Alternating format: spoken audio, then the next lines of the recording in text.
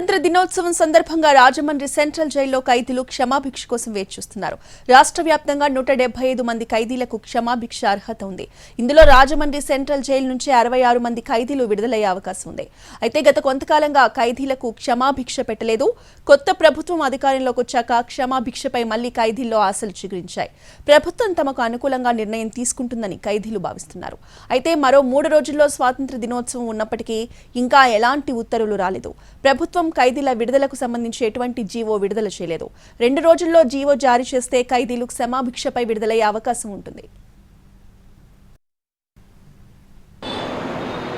స్వతంత్ర దినోత్సవాన్ని పురస్కరించుకుని ఈ నెల 15వ తేదీన క్షమాభిక్షపై ఖైదీలను విడుదలకు సంబంధించి ప్రభుత్వం జీవో విడుదల చేయాలని చెప్పేసి ఖైదీలు ఆశగా ఎదురు చూడటం జరుగుతుంది. అయితే ఇక్కడ చూస్తే మొత్తం రాష్ట్ర వ్యాప్తంగా కూడా మొత్తం 170 మంది ఈ క్షమాభిక్షపై విడుదలకు సంబంధించి అర్హత కలిగి ఉన్నారు. అయితే ఎక్కువగా రాజమండ్రి, కడప, విశాఖపట్నం, నెల్లూరు జైలుతో పాటు వివిధ జైల్లోని మొత్తం ఉన్న జీవిత ఖైదీలకు సంబంధించి వాళ్ళని క్షమాభిక్షపై విడుదల చేయడానికి 170 మంది అర్హతగా ఉన్నట్టుగా అధికారులు అయితే నిర్ణయించడం జరిగింది. అయితే ప్రభుత్వం జీవో కోసం వీళ్ళందరూ కూడా ఎదురు చూస్తున్నారు. అయితే ప్రతి ఏడాది కూడా స్వతంత్ర దినోత్సవం రోజున కానీ లేదంటే రిపబ్లిక్ డే రోజు అలాగే అక్టోబర్ 2వ తేదీన గాంధీ జయంతి రోజున కూడా ఇవి కానీ ఖైదీలను విడుదల చేయడం అనేది జరగడం జరుగుతుంది. ఈ జీవో ఇంతవరకు కూడా విడుదల కాలేదు.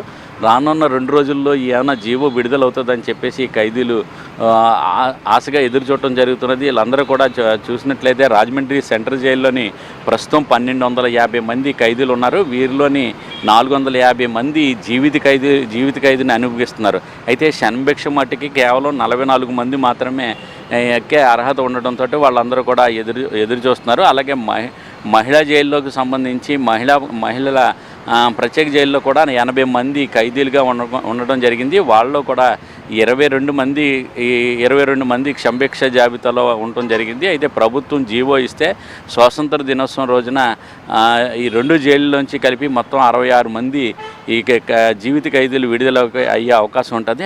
2019లోని సెంట్రల్ జైల్లోని వివిధ అభివృద్ధి పనులను ప్రారంభించడానికి అప్పుడు ముఖ్యమంత్రి హోదాలో ఉన్న చంద్రబాబు నాయుడు ఇప్పుడు ప్రస్తుతం ముఖ్యమంత్రిగా ఉన్నారు. ఈ ముఖ్యమంత్రి అప్పుడు హామీ కూడా ఇవ్వడం జరిగింది ఖైదీలకి. ఇకపై ప్రతి సంవత్సరం కూడా ఖైదీలను విడుదల చేస్తాము సుప్రీంకోర్టు ఆదేశాల మేరకు అని చెప్పేసి ఆ రోజున హామీ ఇవ్వడం కూడా జరిగింది. దాంతో ఈసారి కొత్తగా అధికారంలోకి మళ్ళీ చంద్రబాబు అధికారంలోకి వచ్చి ముఖ్యమంత్రి కావడంతో ఈసారి అయినా సరే జీవో విడుదల చేసి తప్పనిసరిగా తమ విడుదల అవుతామని చెప్పేసి తోటి ఇక్కడ ఖైదీలందరూ కూడా ఆశగా ఎదురు చూడటం జరుగుతున్నది. అయితే ప్రభుత్వం ఇప్పటికైనా జీవో విడుదల చేయాలని చెప్పేసి ఈ ఖైదీలతో పాటు ఖైదీల కుటుంబ సభ్యులు కూడా ఆశగా ఎదురు చూడటం జరుగుతుంది. వీళ్ళందరూ కూడా ప్రభుత్వం వెంటనే జీవో విడుదల చేయాలని చెప్పేసి వీళ్ళందరూ కూడా కోరుతున్నారు.